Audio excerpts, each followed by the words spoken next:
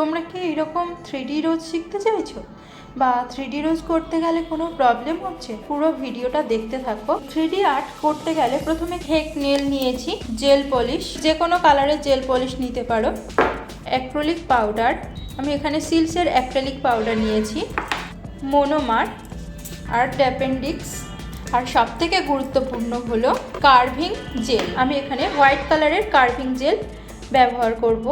আর লাগছে এইরকম একটা আর্ট ব্রাশ। ফার্স্ট কি করব, জেল পলিশ নেব। জেল পলিশ নিয়ে এইভাবে নেলের মধ্যে অ্যাপ্লাই করব। তো ফার্স্ট কোট অ্যাপ্লাই করার পরে আমি এটাকে 60 সেকেন্ডের জন্য কিওর হতে দেব। দেন আমি কি করব, আর এক কোট এর উপরে অ্যাপ্লাই করব। দেখো আমি 2 কোট অ্যাপ্লাই করে নিয়েছি, এটা আবারও 60 সেকেন্ডের জন্য আমি কিওর হতে দেব। কার্ভিং জেলটা নেব, অল্প অল্প করে নিয়ে প্রথমে এরকম গোল গোল করে কয়েকটা টুকরো বানিয়ে নেব। কার্ভিং জেলটাকে আমি এইভাবে ফিঙ্গারের সাহায্যে প্রেসার দিচ্ছি, এটাকে একটু স্প্রেড করে নিচ্ছি। রোজের মাঝখানের যে অংশটা হয় না কুঁড়ি মতো, তো সেই অংশটা আমি বানিয়ে নেব। এইভাবে আস্তে আস্তে করে রাউন্ড করে করে ওটাকে গুটিয়ে নেব। দেখো রোজের মিডিলের অংশটা বানিয়ে নিয়েছি।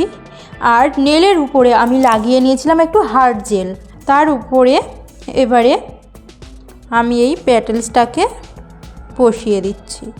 তোমরা চাইলে ব্রাশ দিয়েও বসাতে পারো, আমি ফিঙ্গারের সাহায্যেই বসিয়ে দিয়েছি।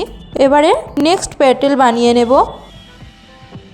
এটাকে তুলে নিয়ে এর কাছাকাছি লাগিয়ে দেব। এটাকেও আমি পাশে বসিয়ে নেব। আমি এই প্যাটেলসের গোড়াগুলোকে একটু ভালো করে মিশিয়ে দিচ্ছি, মানে যাতে টাইট হয়ে বসে। তো এইভাবে দেখো আমি 3টে পরপর রোজ বানিয়ে নিয়েছি। এবারে কি করব, এটাকে কিওর করতে দেব আবার। এবারে কি করব, কয়েকটা পাতা বানিয়ে নেব।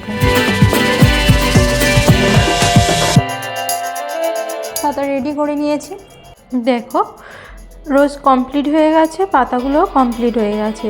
এবারে কি করব, এটাকে নিয়ে আমি আবার ইউভি ল্যাম্পে কিওর করতে দেব। এটাকে আমি 30 সেকেন্ডের জন্য কিওর হতে দিয়েছি। তো এটা কিওর হয়ে গেছে। এবারে আমি এটাকে বের করে নিচ্ছি, নিয়ে এবারে আমি লাগাবো টপ কোট।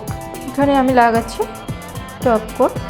আমি এখানে সিল্কের টপ কোট লাগাচ্ছি, তো তোমরা চাইলে যে কোনো টপ কোট লাগিয়ে নিতে পারো। এবারে এটাকে আমি আবার 60 সেকেন্ডের জন্য কিওর হতে দেব। দেখো 3D রোজ আর্ট কমপ্লিট হয়ে গেছে। এই আর্টটা কেমন লাগলো সেটা কমেন্ট করে আমাকে জানিও।